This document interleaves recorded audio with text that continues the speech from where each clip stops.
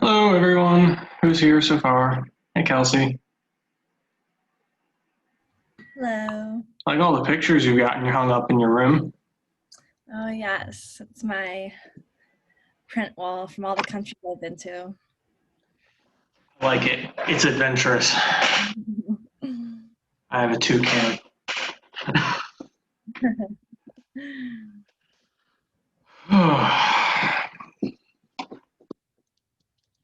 I'll play music so that we're not all here in silence.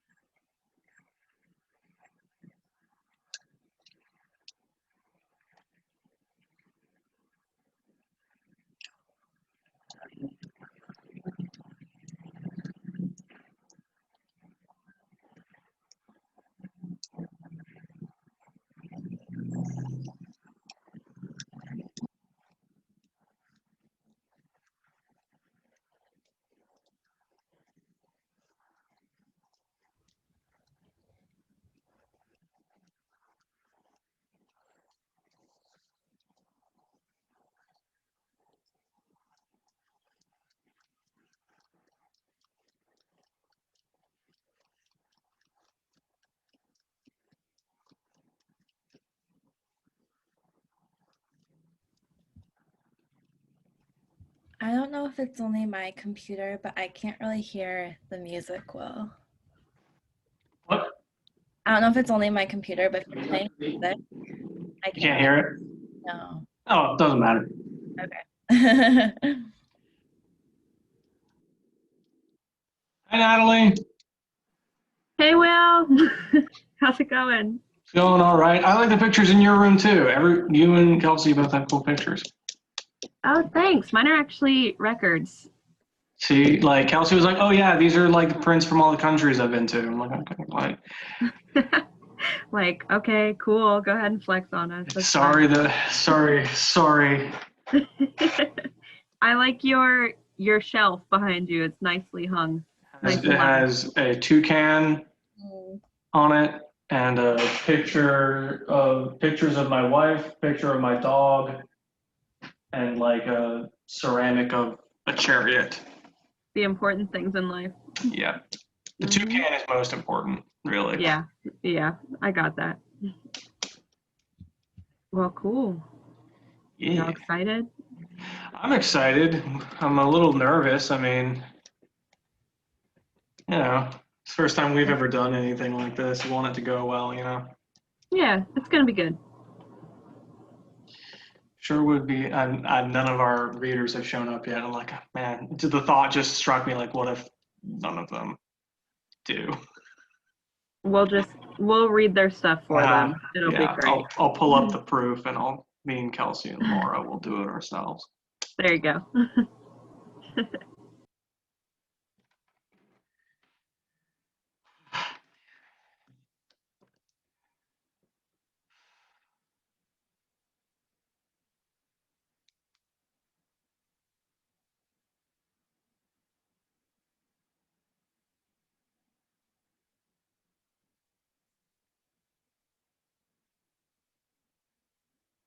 I saw that too.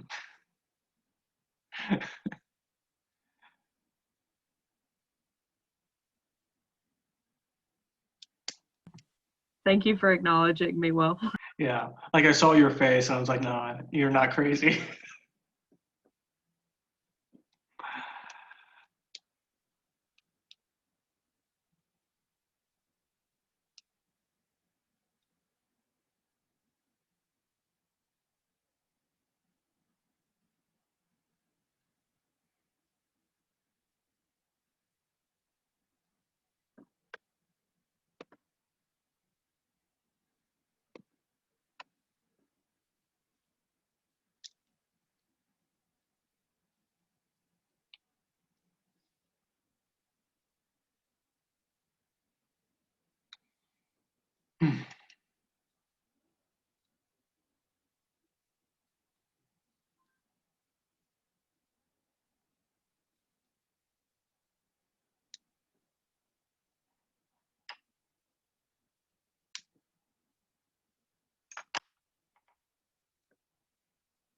How's everybody's week been so far?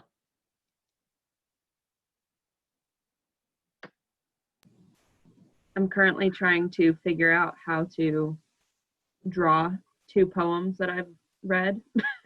Draw them?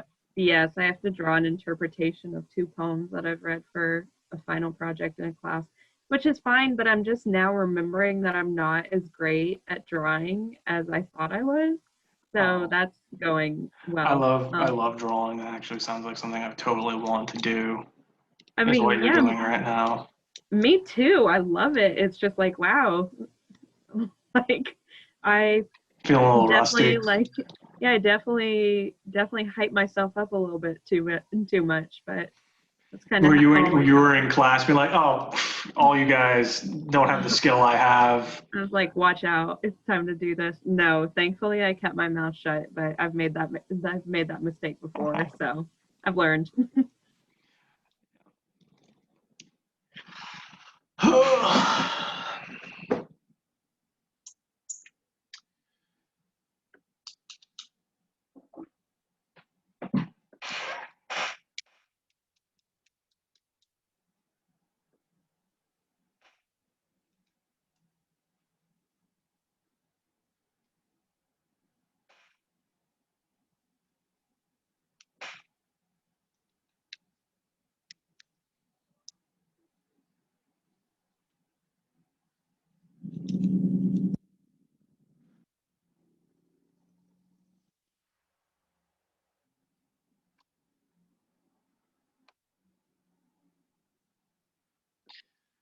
Got about 7 more minutes till the meeting officially starts, so I guess it's not the end of the world that it's just us hanging out here.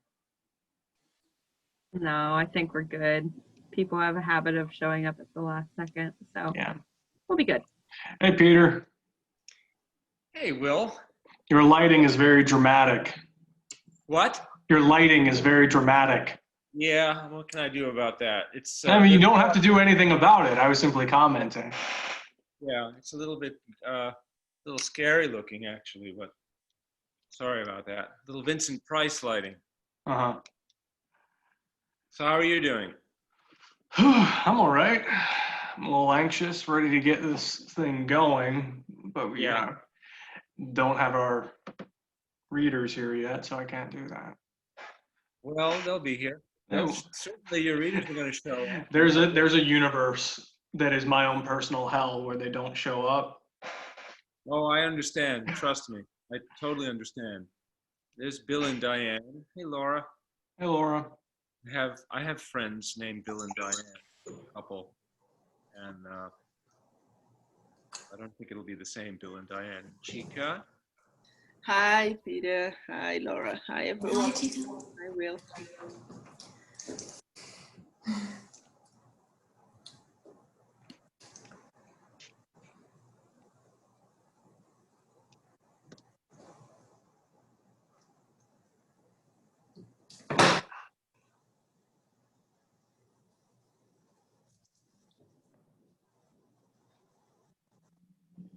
I don't think I've met everybody here. Natalie, have we met? Yes. It's been a while since I've seen you. Yeah, I think it has been. The pandemic definitely makes things When was a the little last bit hard. time we saw each other? Probably 2016. In Desiree. person, at least. Hey, Yeah, since I did undergrad here and I was roaming the halls, but now I'm confined to this little space. So, yeah, Okay. probably haven't seen each other in quite a while. all right. Nice to see you again. I shouldn't feel too bad for not being sure who you were right away. No, and nice to see you again. I was also poetry, so, probably didn't take too many classes. Okay. And Kelsey, Hello. been a while since I've seen you too. Yeah, I feel like I first saw you like the first week I moved here. Right? Okay. Briefly, I was with Will, but nice to see you virtually.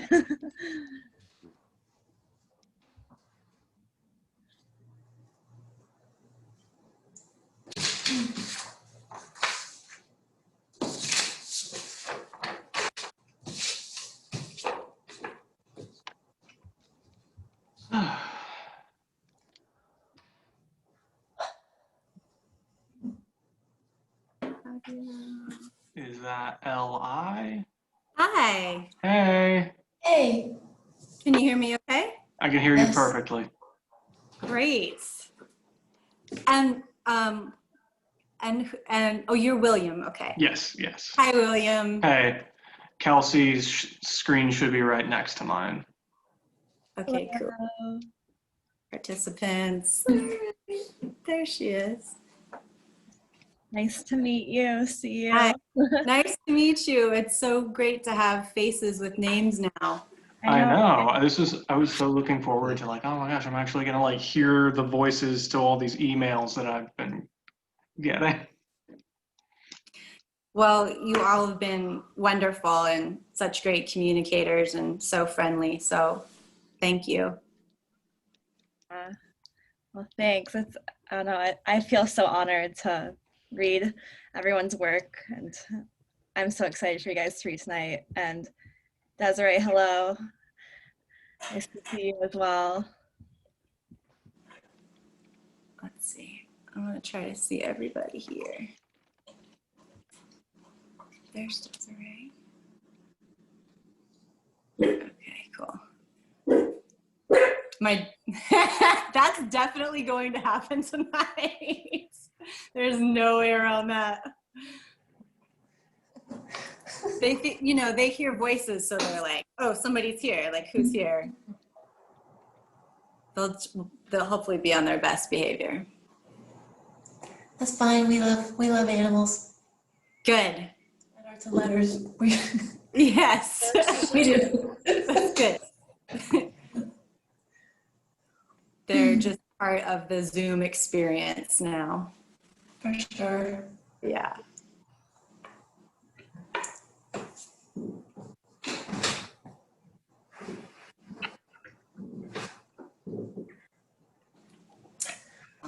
More people. Cool. William, about how many people are we expecting, do you think? No idea.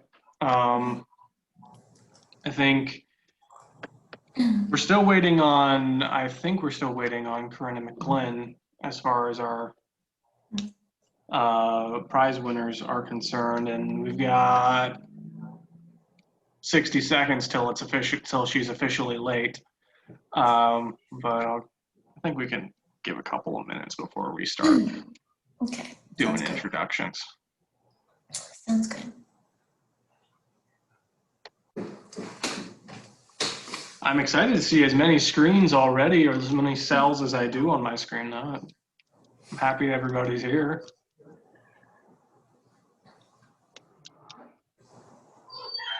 Oh, switch review. Okay, cool. Oh, there's everybody. Okay. Nice. Hi, Karyna. Hi. You are right on time.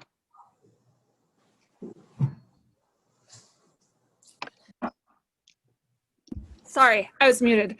Hi, and I said I was a little too on time. I clearly should have been here a little earlier. You were exactly on time, which I think is perfectly fine. Okay, I think it's 8 o'clock. I said to be here at 8, so if people are late now, I think I get to make the executive decision that we're starting right now. Before everything, I would like to just simply ask that anybody who is not speaking have your microphone muted so that we don't have audio feedback loops.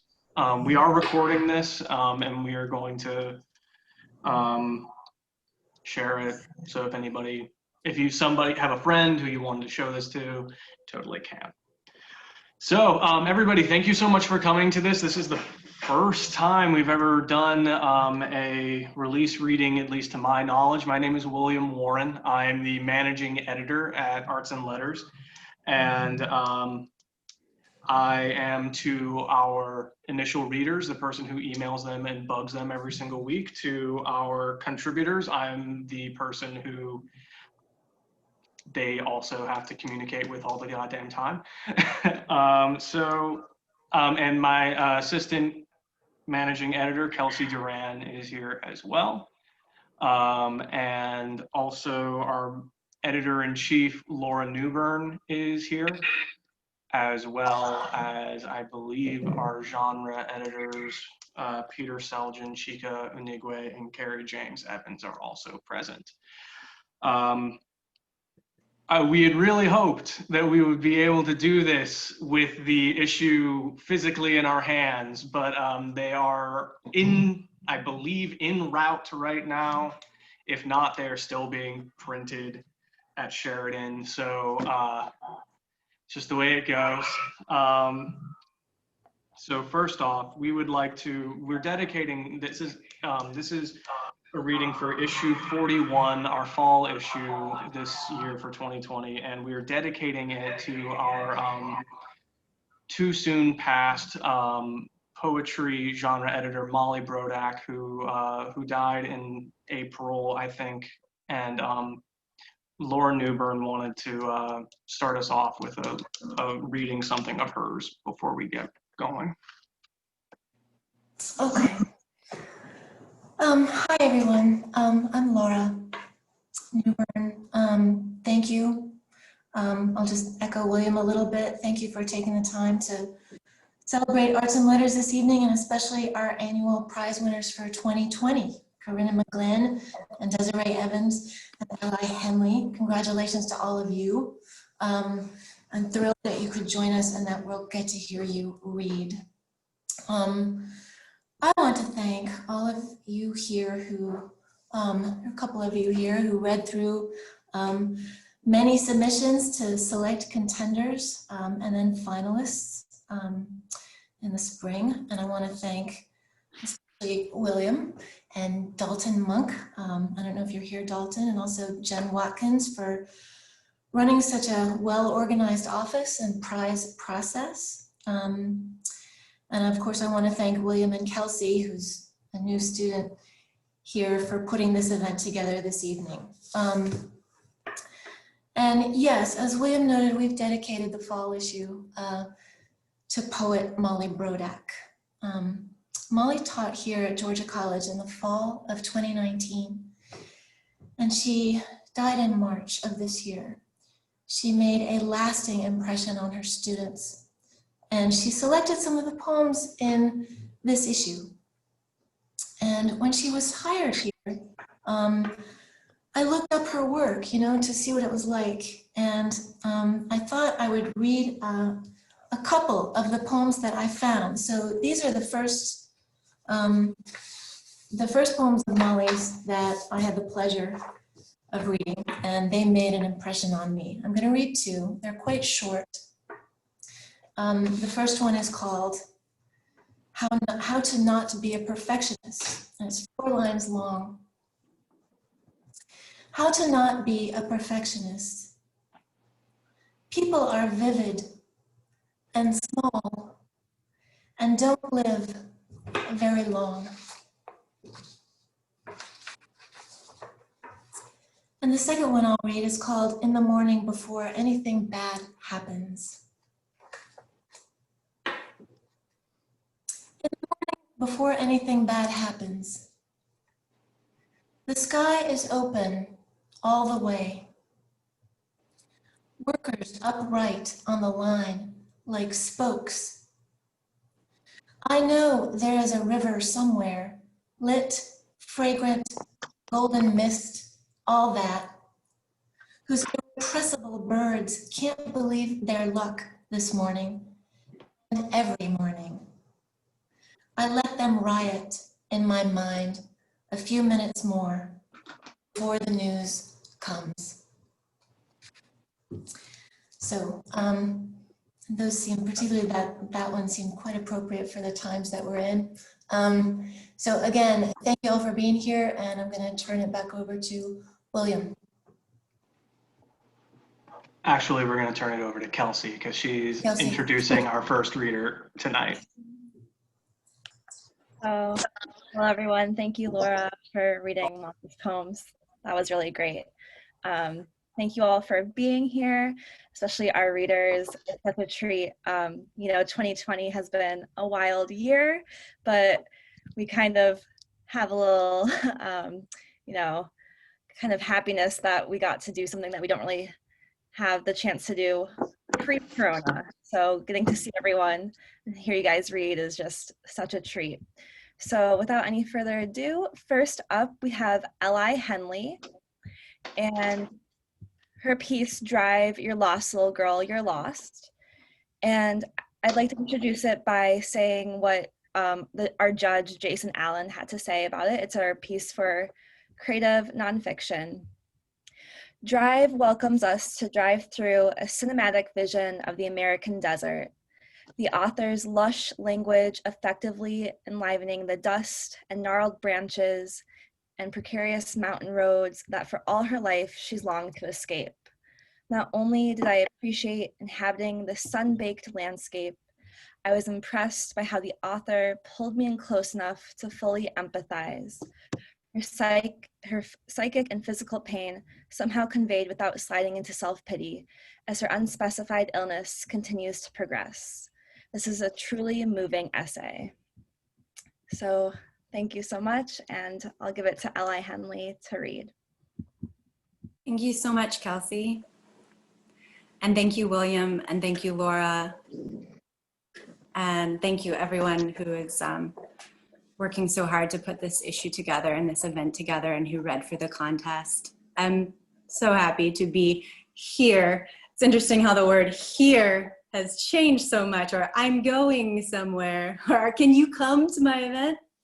So thank you all for being here and for this opportunity. Okay, I will read. Drive, you're lost, little girl, you're lost. I remember how much I used to love to drive the used white Nissan Altima that my mother and stepfather bought me the year I would leave home for good. The year I would trade one desert for another, like a cicada swapping brittle skins. The sensible sedan was inconspicuous as it was safe, utterly lacking that first car charisma of, say, an inherited pickup truck with a spider-cracked windshield or an AMC Gremlin. In my ordinary machine, I slipped between shadows and floored it on the dips. I traversed long, patternless tracks of wilderness, unnoticed, the sedan a puff of cloud against the horizon. It had a tape deck and a CD player, and I listened to Strange Days over and over each morning at sunrise, in the windstorms, through flash floods, in the very dark, dark. There were no streetlights in the rural high desert town of Landers, California, where I lived. And many of the roads were unmarked except by the plants and trees I'd come to recognize. A honey mesquite on the corner where I turned right. A creosote the size of a baby buffalo where I turned left. Mojave yuccas and sandy washes ushering me home. I'd sing, "You're lost, little girl, you're lost, little girl, you're lost." And I was not afraid. Being lost had a sexy quality to it. Mostly, I drove by memory, by feeling, following a kind of invisible umbilical cord on those long straights surrounded by an expanse of low shrubs, coalescing alluvial fans, distant mesas, pale wash of blue sky, or a net of stars. I drove singing in my best boozy baritone.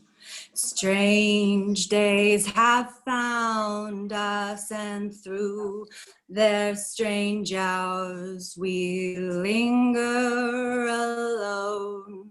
Imagining a young, wiry, long-haired Jim Morrison running nicotine fingertips on my bare thigh from the passenger seat. I would take him wherever he wanted to go. Vegas, Taos, Austin. No one was waiting up for me. I would drive and drive and drive and never get tired. The Morrison in my car was wasted, but somehow didn't smell bad, remembered my name, was ready to take the wheel if I asked. How good it felt not to have to walk with my heavy backpack down Starshine Road to get to the Landers bus stop on Retchie, where the other Landers kids huddled together, wearing their Salvation Army sweatshirts and jackets, shivering over lit cigarettes. The seniors were known to start small fires in an oil drum over which they would warm their hands, feeding geography and English homework into the flames. For a decade, I'd stood with them in the cold, purple, pre-dawn air, shivering, blowing my nose. How good it felt not to walk past the property of our only neighbor, the one who terrorized my family when I was in the 3rd grade. To not have to hold my breath and scurry past the clapboard shack and towering dead trees, the junk cars, abandoned tractors, wire pens, the bats that dozed inside the dilapidated trailers, precariously placed on cinder blocks.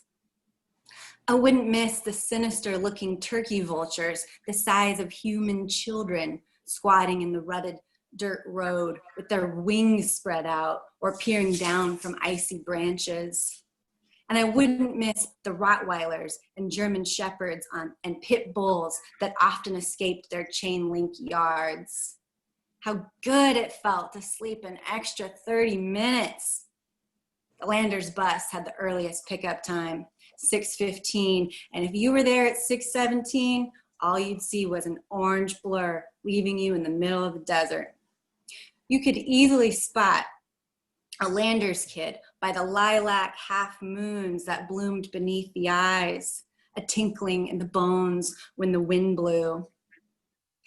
I knew boys who wore their school clothes to bed, who wet and gelled their hair in place before laying head to pillow, who trained themselves not to eat breakfast just so they could buy themselves an extra half hour of sleep. But if you were at all concerned with looking stylish, with eating a bowl of cereal and brushing your teeth before you started walking to the bus stop, you'd have to wake up at 4:45, as I did. If I was late and missed the bus, my mother would have to drive me the 15 miles to the high school, a 45-minute round trip, which made her late to teach at an elementary school on the Mesa near Landers. There were many nights that I didn't fall asleep at all, with anticipation of having to wake up in the dark, dress myself in the dark, walk in the dark, wait in the dark, pass the rest of my day in a tunnel of dark until I finally came home in dark. The car at 17 was a break from all that. The rest of the kids at the Landers bus stop, I'm guessing, never got that break. Not unlike the majority of new drivers, I was a danger to myself and others. I didn't so much drive as careen, similar to the way an air hockey puck glides over a pneumatic field. My first behind-the-wheel driver's test at the 29 Palms DMV ended quickly in a terminal fail, going the wrong way on a one-way street. The poor DMV clerk, sitting shotgun with his clipboard, must have seen his life flash before his visor. But all I saw was the darkness that lay ahead of me in the bleary-eyed, fever dream mornings. I'd need another ride from my mother, of course, to get back to the DMV for a redo, a nearly 90-minute round-trip drive. Mostly, I blamed Mr. Rico, the algebra/driver's ed teacher at my high school. The man was a skillful math instructor, inspirational even, but when it came to driver's ed, we mostly ate donuts and watched Scared You Straight instructional videos put together by the Highway Patrol, namely all 5 volumes of Red Asphalt. My one and only time driving with him in the passenger seat, Mr. Rico was eating a foot-long sub. Pieces of ham and turkey fell from his stubbly chin onto my upholstery when he said the words I hoped never to hear as a beginning driver. "Let's get on the grade now, honey." The steep 2-lane grade connecting the higher and lower elevations of Mojave Desert is part of Highway 62. The grade zigzags between rocky slopes where boulder avalanches are common as roadkill. Before I could protest, Mr. Rico got a phone call from a buddy and they started in on lewd jokes. As I bobsledded us down the grade at 10 miles over the speed limit, Mr. Rico told a joke about a gymnast sticking to the floor while doing the splits. He jabbed me in the ribs and raised his eyebrows up and down to make sure I wasn't too distracted by driving to get his joke. When I drove with my father, the police officer, I never drove over the speed limit. In fact, I had a hard time going as fast as the speed limit. He was understandably upset when I was supposed to merge onto the freeway at the speed of traffic. Punch it, God damn it. And I remember more than once my father pressing down on my right knee with the force of Hercules so that my foot would flatten the accelerator to the mat, lunging the car forward. If my stepmother was in the back seat, she would be compressed into the upholstery, gripping her seatbelt, whimpering, and making the sign of the cross, even though we weren't Catholic.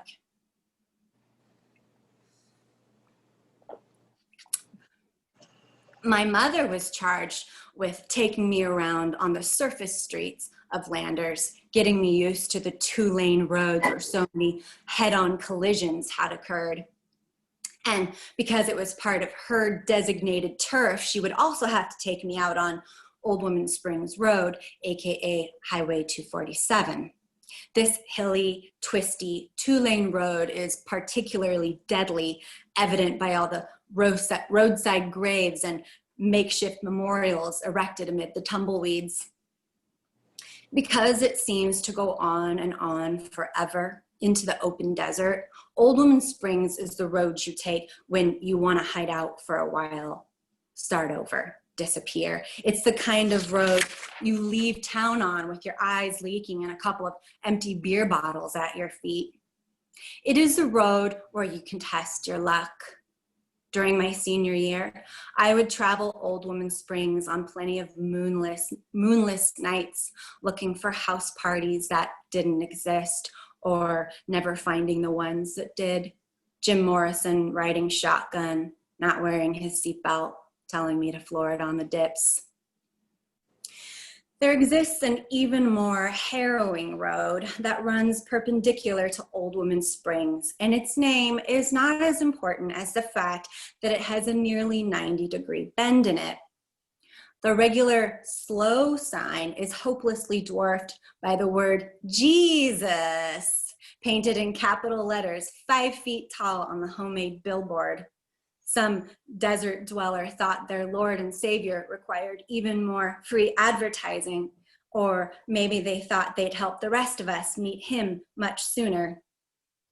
For some people, it was the last name they ever saw. It was at this almighty kink that I nearly killed my mother and me. Probably she had told me it was coming up.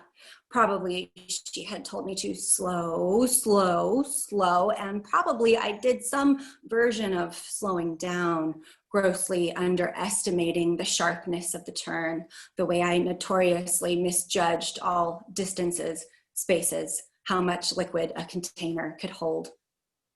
In a moment of atheistic guilt, my eyes fixed on the giant Jesus sign, reading it over and over, grappling with its meaning as though it were a disturbing anonymous note written in blood. Who would write such a thing? What was the point? Was it a threat? The car swung wide, crossed the oncoming lane, skidded onto the dirt berm as tires shrieked, and then I shuddered us to a stop, a few feet shy from a row of mailboxes. Orange dust engulfed us from all sides, and the smell of burned rubber filled the cab. Some mothers yell and cry and lecture and talk you to death. They ride shotgun or in the back seat until you get it right, perhaps for your entire life, reminding you at every new turn in the road about the time you almost rolled your first car into a cholla field. Others simply grow quiet, focus on their own breathing, and be. I'm sorry, I would like to remind everybody to please turn off their microphones while people are speaking. Thank you. Sorry, Li. That's okay. Some others simply grow quiet, focus on their own breathing, and begin to draw up plans for how they'll turn your bedroom into a sewing room the second you leave for college. With time, I became a much better driver, and for a good long while, driving continued to be, for me, what it is to most Americans, an essential part of living an independent and relatively comfortable life. What I never expected was that less than 10 years later, I would be too weak to drive comfortably and safely. That feeling of freedom, of luck, of invincibility would be overshadowed by the prison of a sick body. 28 years old and living in the low desert town of Palm Desert. I am driving around in the scorching heat of late August, and I really shouldn't be. My hands and feet are tingly, numb, and stiff as tetanus. My right foot on the accelerator is about to give up out of exhaustion. My calves feel like wood. I have shin splints as though I've been running bleachers instead of lying in bed or sitting at my writing desk. Fancy ice packs with Velcro fasteners are wrapped around both of my tan knees. Bile keeps climbing my throat, making me cough. I have a lidocaine patch on my low back and a thick layer of benzodrine cream on my stomach. I'm hungover on a cocktail of Lunesta, Ambien, edible marijuana, and a twitchy, dreamless sleep that might have snuck in somewhere between 5 and 8 a.m. I feel like a cat in the dryer. I feel like Jim Morrison after the party is over. I shouldn't be driving, and I shouldn't be allowed to take care of small children for money. It's not fair to anyone. But right now, the only job I can realistically perform is one where I don't have to stand more than a few minutes at a time and where I don't have a boss hanging around to see how poorly I'm doing. So I found 2 very part-time jobs on Palm Desert's Craigslist, babysitting and tutoring. Today is babysitting, something I swore I would never do again now that I have a master's degree. It's degrading, dehumanizing, demoralizing work at $12 an hour. And if I were physically able, I'd prefer to dig ditches or graves or climb inside sewer pipes. Having to pretend to love other people's children is a charade that eats the soul with a knife and fork. Even though every family I've worked for is different, every one of them is also inevitably the same. Always there is a mess of syrup, bacon fat, spilled pancake mix, and the quintessential baby bottle of sour milk waiting for me in the kitchen. Always there is an infant with a punishing intolerance to dairy, and always the mother feigns cluelessness and refills the bottle.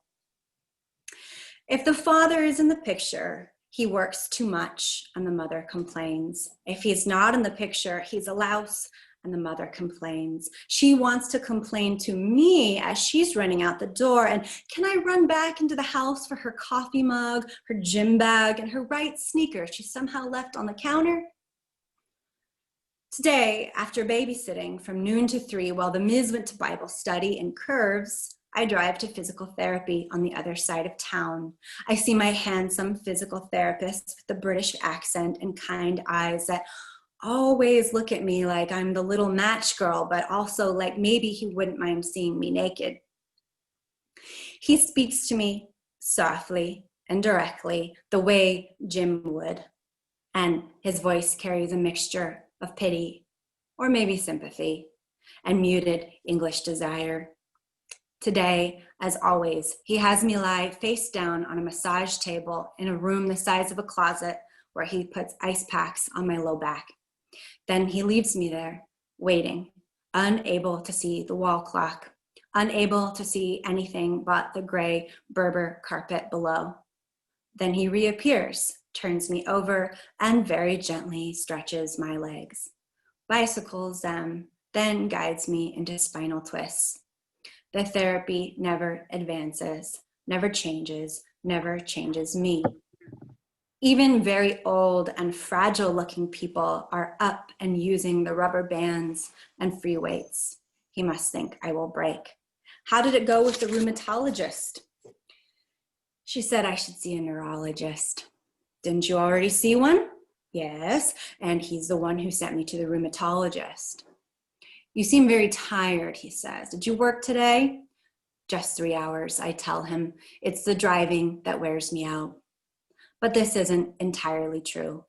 Everything wears me out. I'm flimsy and sagging toward ethereal. Is walking still difficult? Yes, when I'm at home, I prefer to crawl.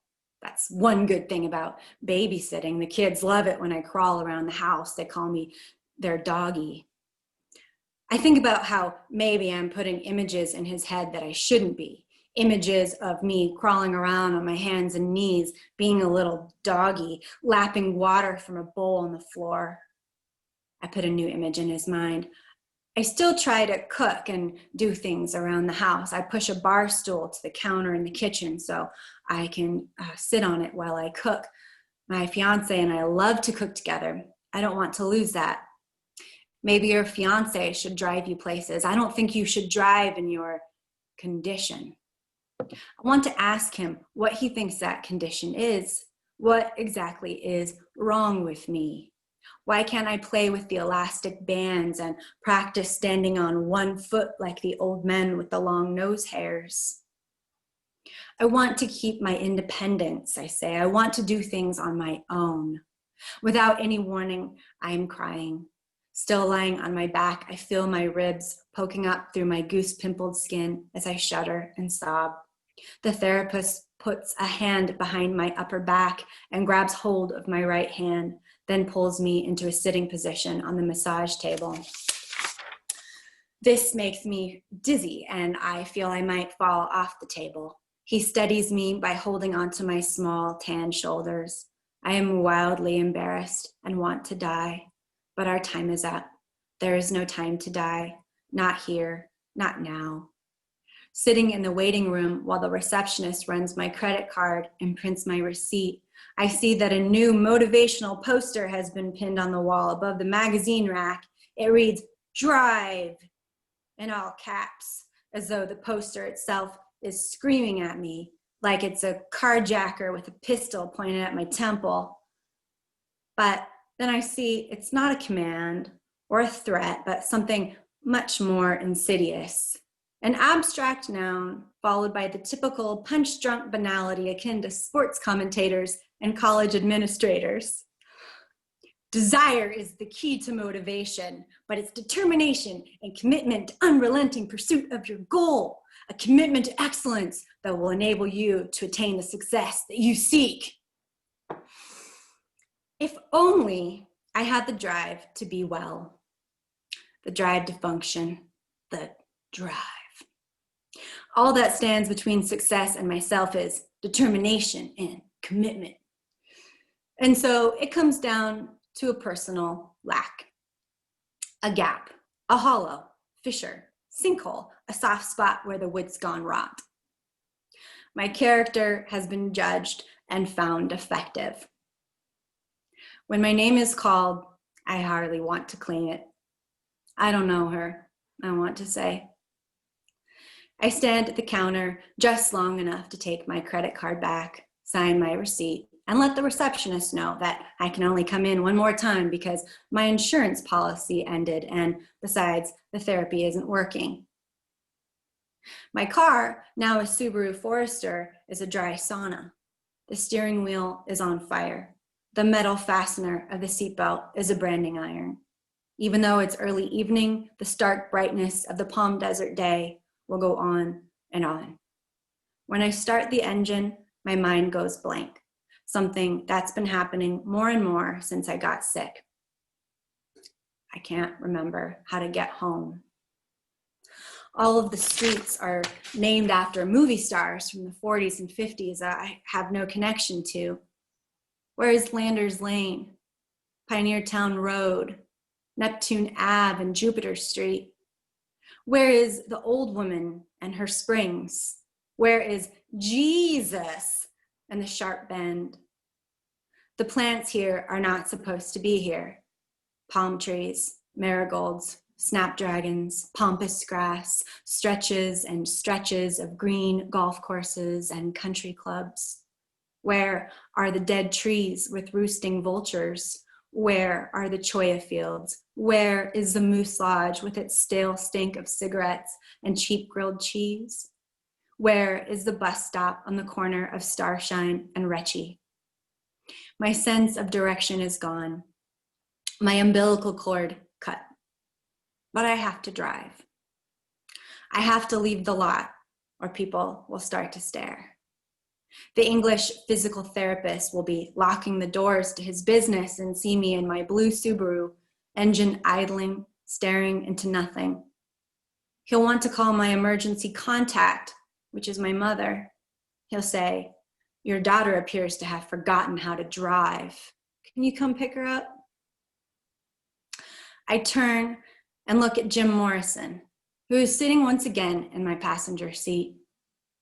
I tell him, "I'm sorry, that I thought I'd be able to drive and make all of our dreams come true." He's not looking so hot anymore either, like he took a wrong turn somewhere back in the high desert. I creep slowly out of the physical therapy center's parking lot onto Frontage Road, knowing I'm heading toward a major artery of the city. And I'm afraid I'll get so lost I'll never find my way home. My heart races and I'm sure that I will die. I hallucinate the smell of cigarettes and wet creosote, leather and desert sage, marigolds soaked in whiskey. You're lost, little girl, you're lost. Knuckles gripping the wheel, I turn to Jim and ask, "Could you?" He says my name, but his voice is trembling. "Baby," he says, and runs his fingertips on my bare thigh for old time's sake. Thank you. Thank you. That was fantastic. You're a very good reader. Oh, thanks. It's fun. It's nice to read some prose because I'm usually reading poetry. So that was a lot of fun. All right. Thank you. Myself. Well, I'll move us along. Next, I'm going to be introducing us to our Poetry Prize winner, Karyna McGlynn. She will be reading the poems that are featured in this upcoming issue. I Stand Outside the Woman's Work, Love Song to a Wicked Stepsister Who Peaked in the 80s, and Upon Being Shot by the Shrink Ray. I'm going to read really quickly what our Poetry Prize judge, Kate Marvin, had to say about Karyna McGlynn's work. Any poet who manages to get a V.C. Andrews book into one poem and to write another poem from the depths of the bottom of her own handbag has my respect. Perverse celebrations of self-recognition. These poems are hilarious and exquisitely detailed, reminding us that poetry can be a hell of a lot of fun when we let it. I am particularly excited to introduce Karyna just because I found out over email that she is currently in my hometown of Memphis, so that just made me happy. Karyna, if you don't mind taking it away. Yeah, of course. Thank you for that great introduction. And thanks for all the work you did to put this issue together and the prize together. I know how much work that is from personal experience. So thank you, William. Thank you, Laura. Thank you, Kelsey. And how great to meet you and read with you, Laura and Desiree. And thank you all for being here. I know everybody has Zoom fatigue, so like, way to commit to art. Okay, so I'm gonna start with Love Song to a Wicked Stepsister Who Peaked in the 80s. And I actually just found out when I was preparing for this reading that all of these poems are from the same section of my book, like almost back to back, which I didn't realize until just today. So I'm gonna read them in the order that they happen. All right, Love Song to a Wicked Stepsister Who Peaked in the 80s. After 6 margaritas and the raw end of the divorce, you were definitely destined to come for me. Coking yourself up in a black Monte Carlo with your can't buy me love hair, heart flipped in its pan, flambéed in green fire. I freely admit what happens next is a whoosh. Cue the middle school's bumbling short bus, the fat fly of me stuck deep in the nougat of some V.C. Andrews book, fixated on violet eyes in a swan bed, unaware of the ways you weave webs in the traffic around us. Fangs out, Falco on, French acrylics gripping the wheel, safety pin cinching a neat little starburst twixt the tits of your leotard, like you're always on your way to a new wave ballet class while I'm always getting off the small bus in a big backpack, red scrunchie, a bouncing bullseye in your sights. We still have time to stop this. Here is my ponytail on a plate. It's split at the ends and crunchy with sun in. Look, you can pull it.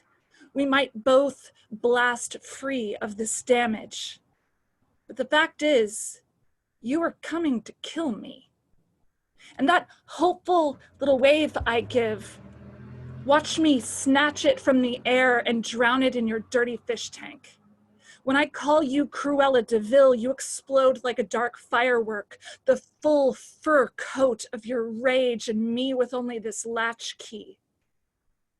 Say I eject this memory like a boring rental we've both seen before.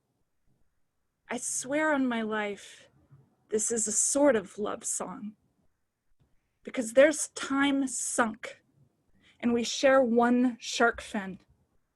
And I'm a little shit in so many ways.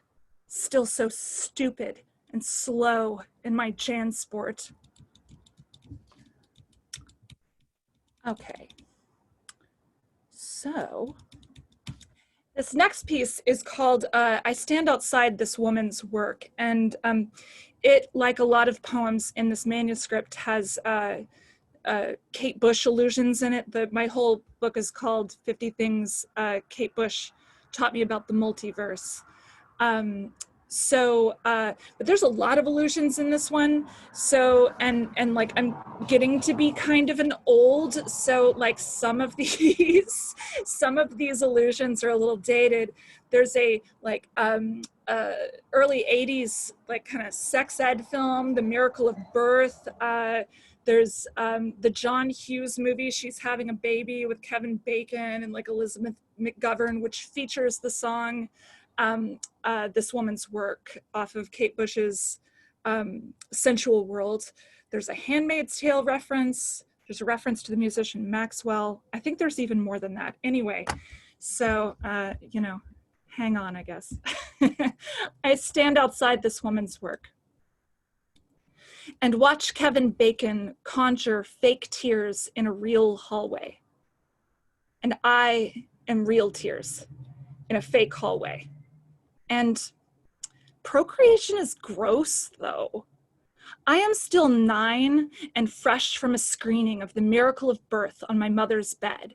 after school, stirring my shells and cheese, and I see that big 70s bush split in twain. I drop my spoon. Surely I am not this bloody meat. I march down to the kitchen and make an announcement. I am never having a baby. My mother takes me to a Sunday matinee of She's Having a Baby. In the dark, we share a giant pickle in wax paper and weep openly for poor Kevin Bacon. There's been a complication with the birth, and Kate Bush croons, "Ooh, it's hard on the man. Now his part is over." In line to buy the soundtrack at Sam Goody, my mother tells me a secret. Women who don't give birth get cancer. Everything begins to split. Elizabeth McGovern's body split in twain. Elizabeth Moss's body split in twain. My mother's body splayed on a table, pregnant cat, unseamed by coyotes. I learned my left splits before my right, and never managed the middle. Sometimes at night, I wake up to my racist dance teacher holding a graph and a black magic marker, putting an X next to Chinese splits. "Suck it in, suck it up," she hisses and spits. Cells dividing into ranks and fits. It seems nothing or something is determined to divide us. I watch split-screen 60s sex comedies starring impossible people leading double lives in twin beds as every grown-up I know undergoes a trial separation. I form a vocabulary of fissure. One day I spit wickedly, "Why don't you have your own grandkids then?" This is more or less what she does, but not without complications. And what an awkward sort of sadness to wait out in the hallway with Kevin Bacon for birth and death to do their thing despite you. But I want to say something else.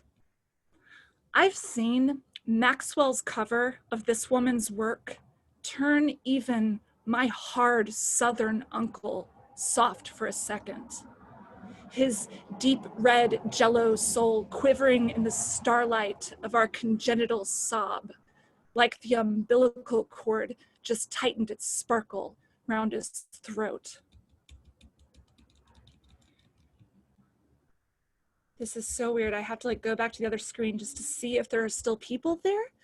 Yeah, there are. Okay. I feel like a crazy person reading into a void. Okay. All right. So this is the last piece. This is the one about being trapped on the bottom of my dirty purse, which, when I wrote it, I was like, why am I so obsessed with writing this poem about being trapped on the bottom of my purse, alone with no end in sight? And now it seems like, awkwardly prescient. I do feel a little bit like I'm trapped with my own small shit right now, don't we all? Okay, so here it is. Upon being shot by the shrink ray, I wake up at the bottom of my own dirty purse. My stage name is Persephone.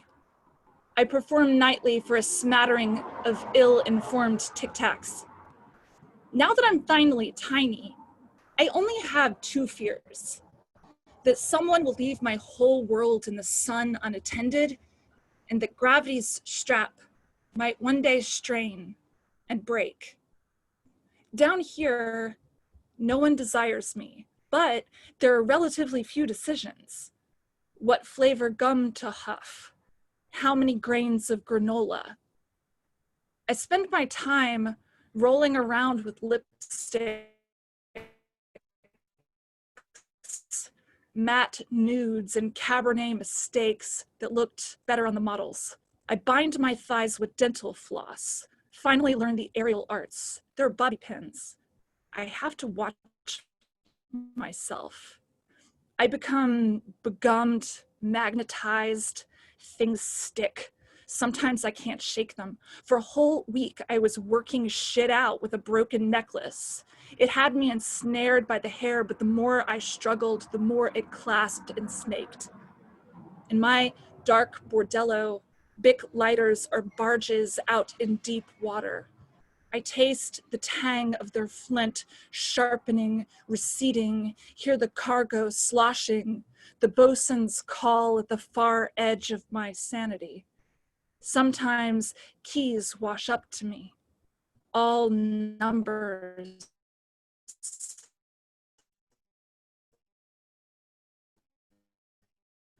And big brass teeth. I no longer setting the place on fire. So easy, plenty to kindle.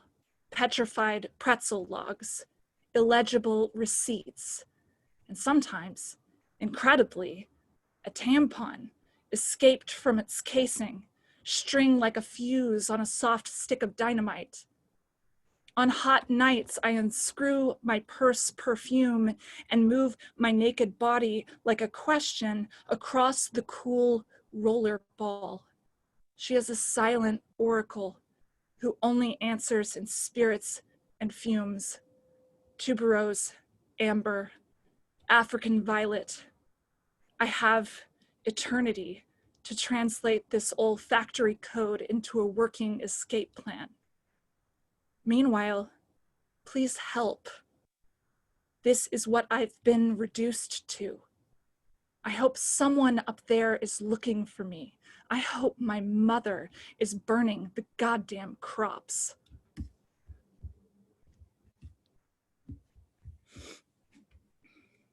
Thanks, y'all. That's the first time I've ever read any of those poems out loud, so that was crazy. You did a great job. Thank you so much. Thank you. And now, finally, Kelsey is going to introduce our final reader. So if you can take that. Great job, Eli and Karyna. I've read your guys' work so much on my own in my room, and it's just been so nice to like hear you guys embody your work. So thank you so much. So for our last reading, we have Desiree Evans, and she won the fiction prize for her piece Flesh. And Judge Debbie Lasker had to say, I found such strong work in the finalists for this prize. Each of the authors should be very proud, but my choice for the prize is Flesh, a compelling story and a page turner. As a reader, I could follow Bootleg for another 200 pages. And I have to strongly agree, when I first read this, I wanted more Bootleg. So thank you so much, and I'll hand over the mic, so to speak, to Desiree now. Thank you so much, Kelsey. Thank you so much, William, and all those involved in making tonight happen. And thank you to the judges for making this prize happen as well. Desiree, I think we're having trouble hearing you.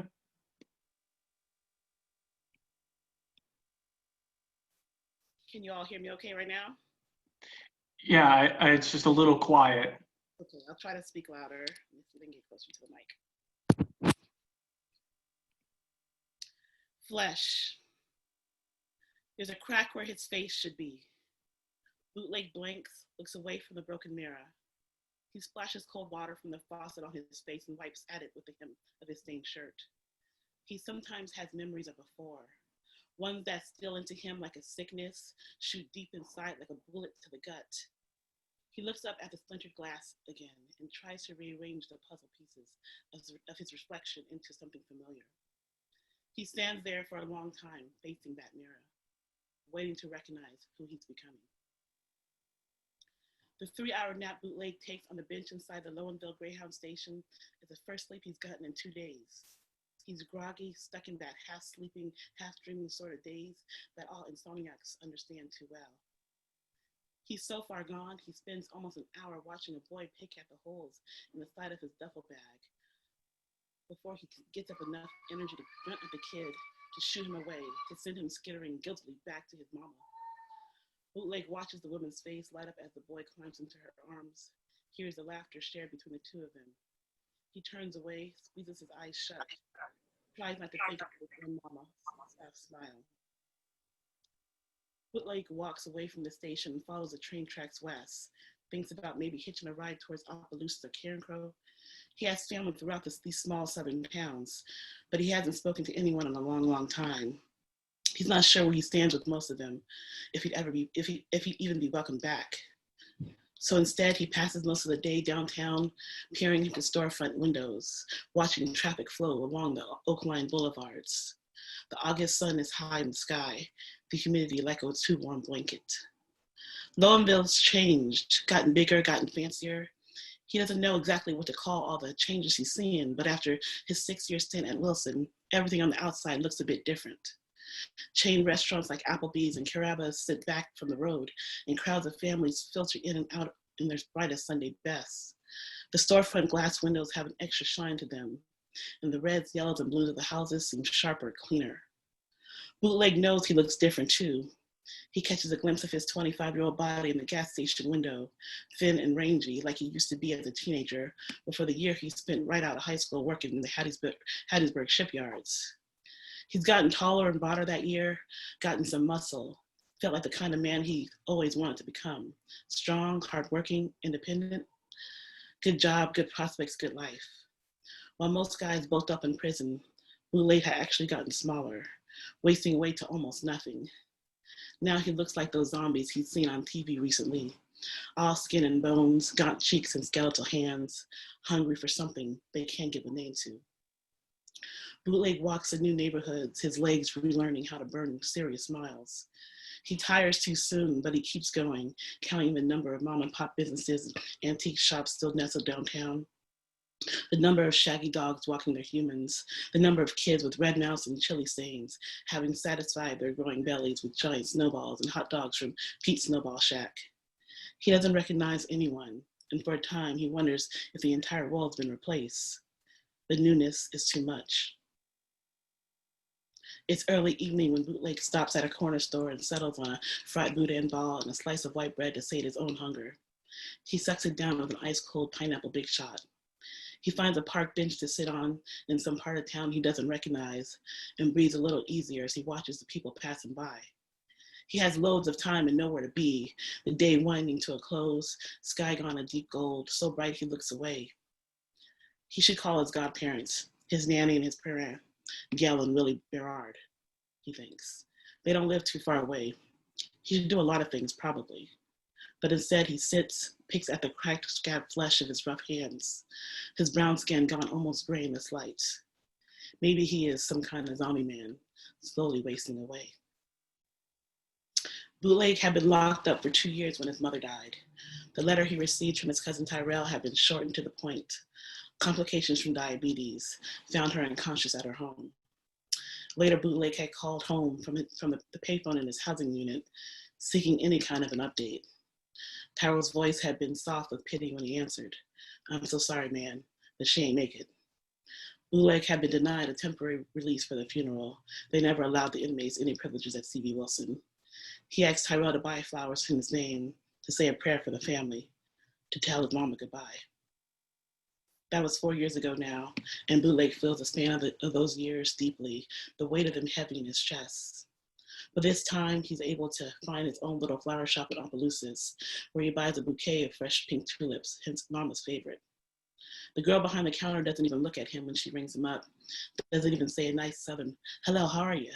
And for a time, Bootleg wonders if he's faded so much he's become invisible. He thinks that would be comforting maybe, to not be seen or known, to not be walking the world the way he is now, half alive, half sleeping.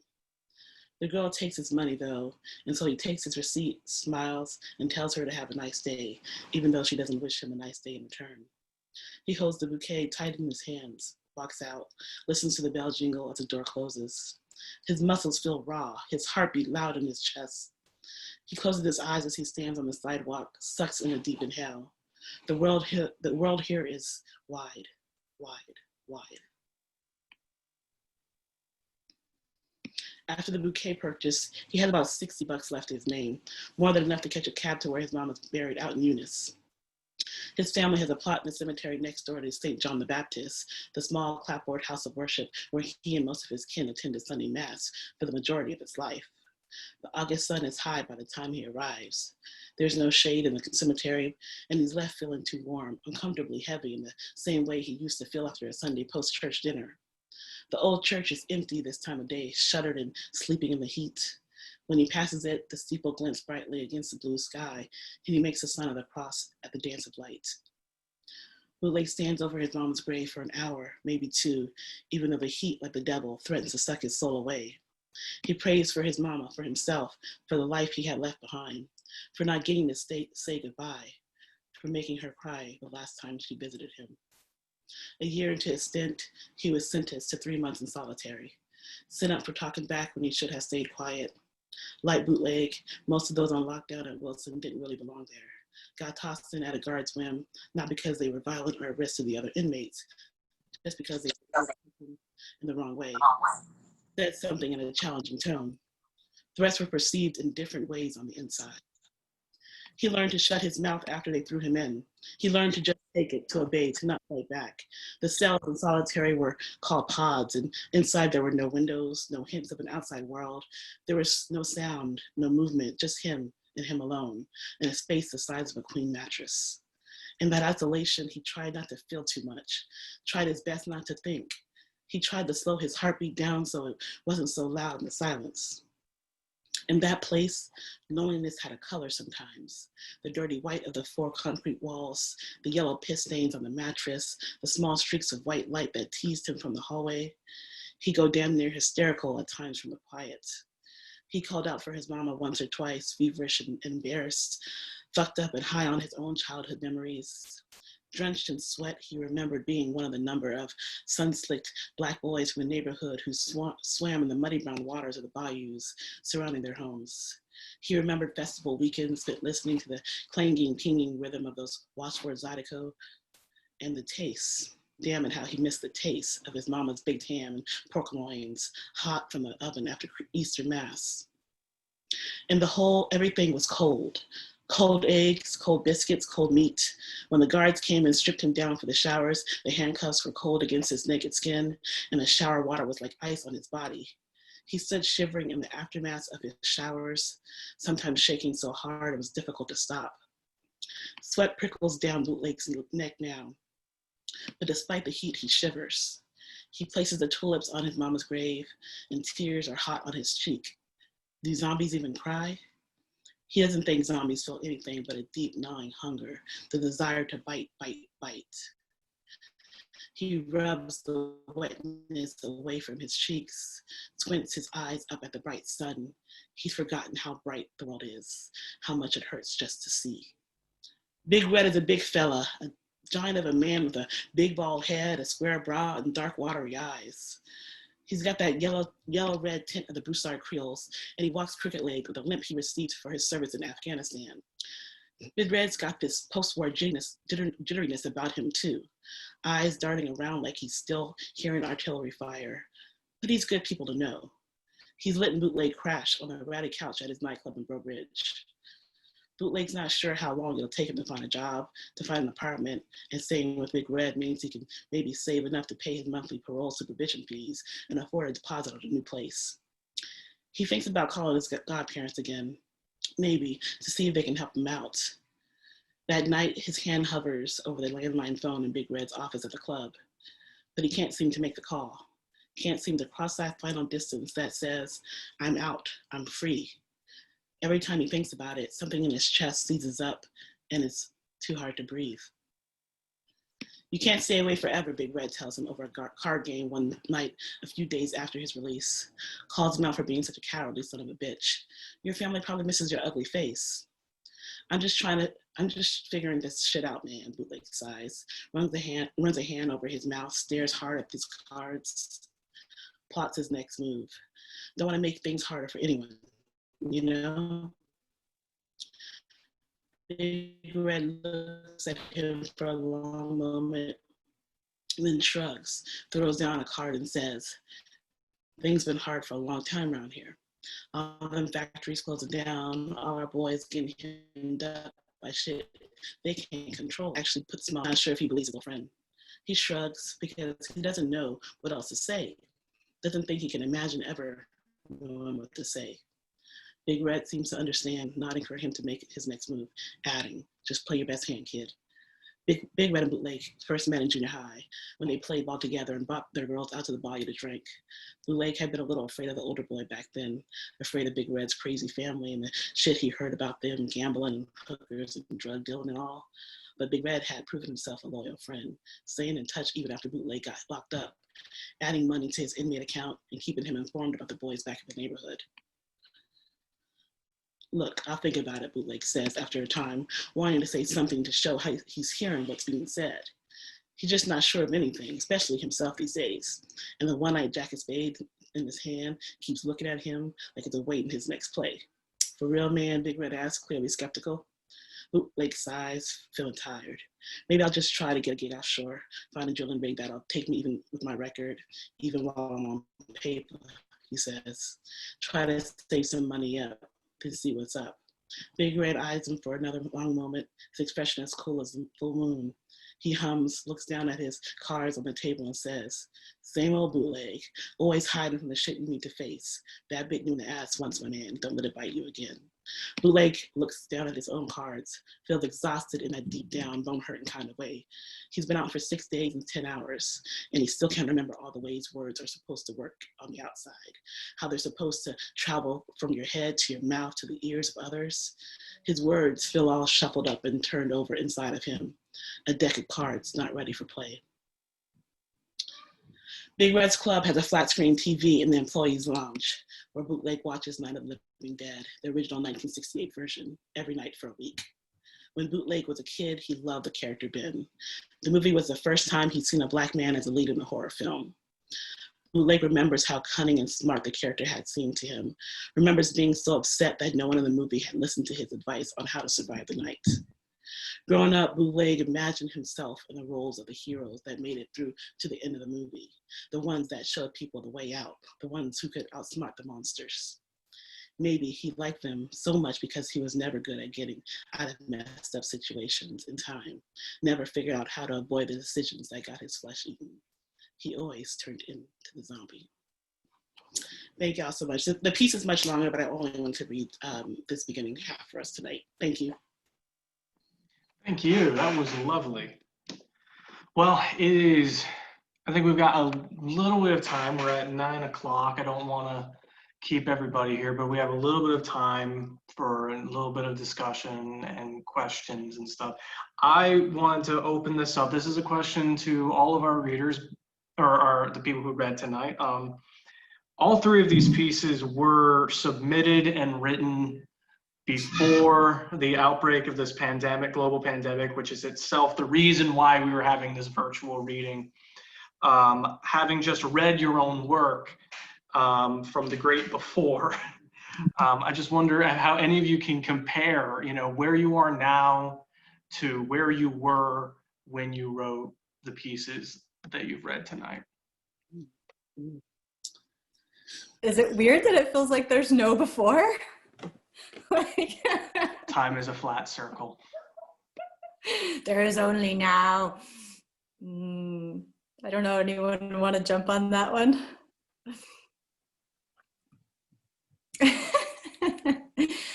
I mean, I've continued to write and work on essays and be, reflective and be grateful for things that are going well and try to focus on that as much as possible, which is, I think, what I was doing before as well. Having grown up in a really isolated place and also in a very isolated situation, I'm very used to being at home and not getting together with people. I live with my awesome partner, Jonathan, who's here. And so, yeah, I don't know. Let's let somebody else jump in here. Yeah, I mean, the before times, what were those? Yeah, I know. I feel like it's been like the longest 8 months, as well as it just felt as 10 years, 8 months. It's been a really interesting, difficult pandemic for me. I haven't really gotten a lot of writing done, but I feel like I've gotten a lot of story inspirations from what's been happening in the world, politically, just thinking a lot about human nature and what motivates us, what we need to survive and to come out to the other side, right? I think the piece that I wrote, this piece that I read for tonight, I wrote maybe 3 or 4 years ago now. And it's a piece I've kind of edited and shaped up over the few years while I was in my MFA program as well. We're talking a little bit as well there. And it's a piece that still means so much to me because it's one that I was really inspired by a lot of people, a lot of young men that I grew up with. And I feel like their stories are still so important to me. And everything that the last few months has revealed to me is why those stories are still so important to me. And so I feel like everything that's happened recently has just reinforced to me why it was a story that I wanted to write and was a story that I kind of still want to tell. And hopefully I can maybe tell more bootleg story in the future as well. But yeah, the pandemic, I mean, I've been through 3 hurricanes in the past 2 months, COVID and a lot of other things happening to family members. And so it's been really reaffirming to me about why I write and what stories I want to tell and how I want to tell those stories. So yeah.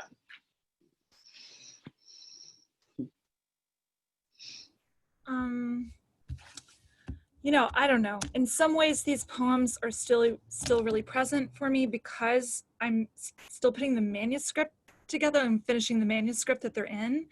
And I haven't published that book yet, so they're still here. But I definitely do feel a split with who I was before. Like when I read my book for the first time after, you know, the first couple of months of the pandemic, I like didn't even recognize the voice in them.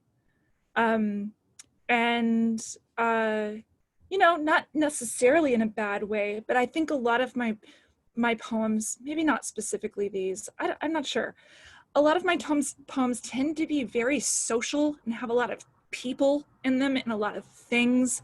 And I draw a lot from the world around me and from overhearing speech and from live readings, from seeing people perform. You know, I grew up as a slam poet. I get a lot of energy from that still. Yeah, it's hard. It's harder now. It's harder to find my voice and hear those things that call out to me when I'm trying to write or edit a poem now. And there's the fact that, you know, I'm a college professor, so I've been, you know, rearranging everything about how I teach. So, you know, but that's been rewarding. You know, I feel like I've learned a lot about myself as an educator and learned more about my students too, weirdly.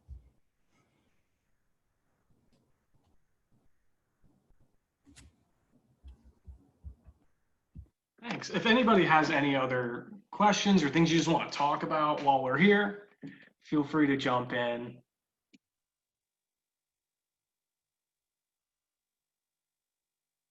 Otherwise, we're all going to sit here awkwardly and stare at each other.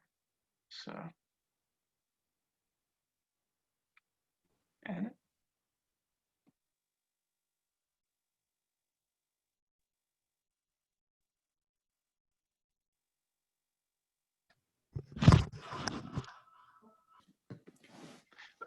I have a question for people.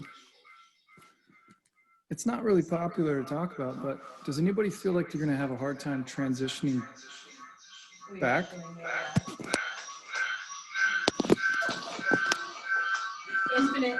we're getting some audio reverb if people can turn off their mics. No, that's just my natural voice.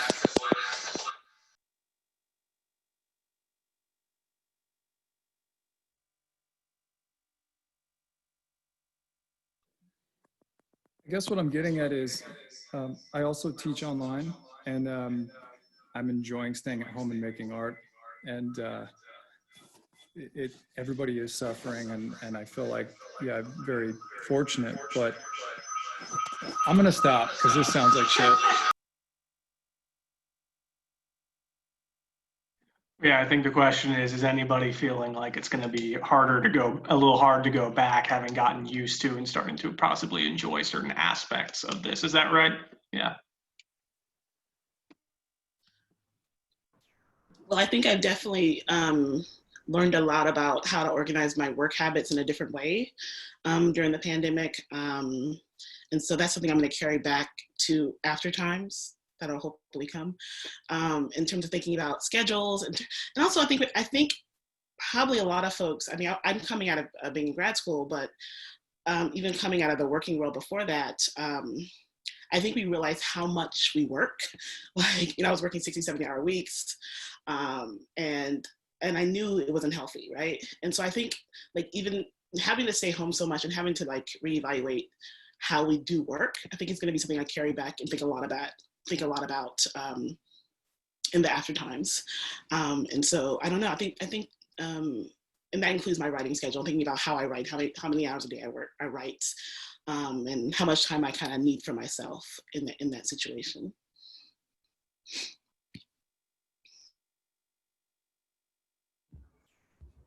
I'm scared, Jonathan. Yeah. Even though, like, I have apparently learned over the years how to become a more social, fearless person, mostly by facing my greatest fears, like by doing slam poetry in theater, even though it scares the hell out of me. But I think I'm reverting, like, I think that being at home has taken the sort of like hard social kind of veneer away, and now I'm kind of like a soft, scared adolescent again. And maybe that's why I feel like I'm connecting with my students more, because I can really feel a lot of what they're going through and their anxieties. Yeah, I think it's scary. Even, even just going on, I went to the doctor's office earlier, and it's like right down the street, but it was like, and it was just like a normal checkup, but it was like this whole big affair. Like, and I was worrying about it. I was even worrying about driving because I don't drive that much anymore. Like everything felt brighter and scarier than it used to. So, yeah.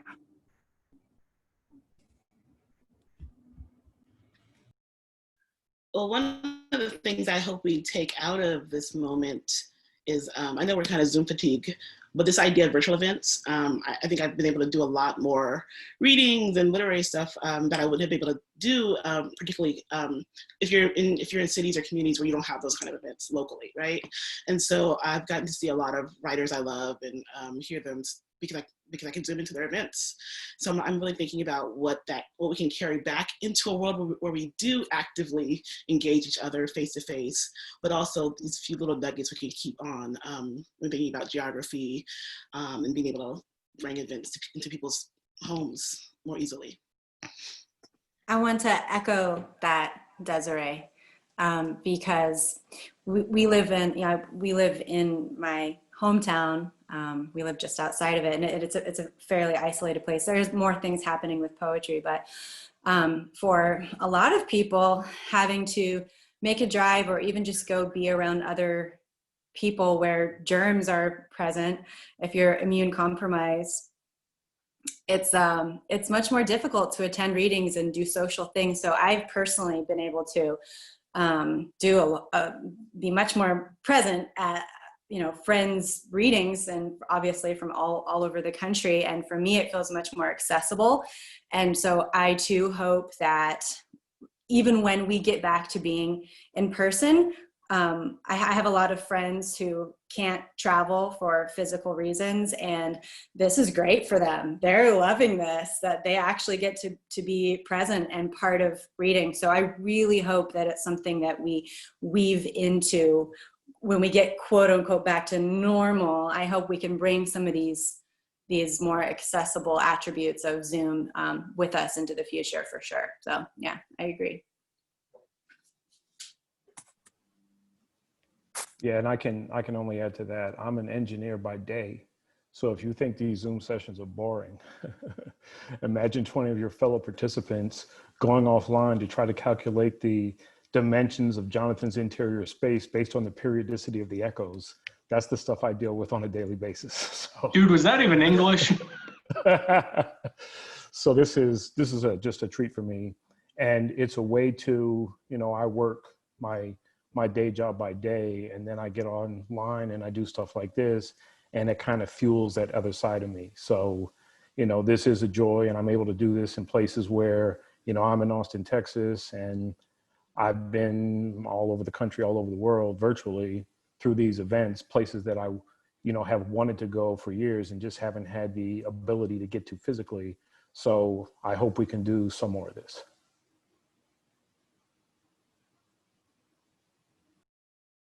Well, as the guy who organized tonight, I do hope as well that this is something that we can kind of keep, when we kind of can take the things that change us and keep what's good and throw out what's bad. And I think this is something that's good. We would never have been able to do this in person for budgetary reasons as well as logistical reasons. And it's really, really great that we've been able to get this amazing lineup of readers here. And we have a really wonderful community of people around this journal. And it's been truly a blessing to be able to have this event tonight. I think we have time for one more question before we call it tonight, if anybody else wants to ask anything.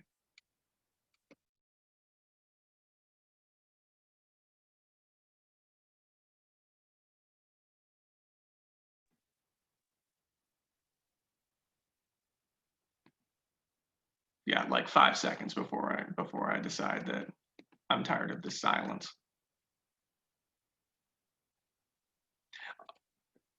All right, well, we're gonna call it then. So everybody, this is again, if you guys want to actually, for example, read the rest of Desiree's story, the new issue 41 is going to be coming out in the next couple of days, maybe a week, depends on when the printers get them back to us. We'll post everything about it if you follow us on social media or on our website or anything like that. And thank you again, everybody who's been here. Special thanks to L.I. Henley, Karyna McGlynn, and Desiree Evans, our prize winners. And thank you so much, everybody, for doing this. This has been a lovely experience. Hope everybody has a good night. Thank you guys all. Thank you so much. Good night. Thank you. Thank you, all of you. Thank you. Bye, everybody. Thank you.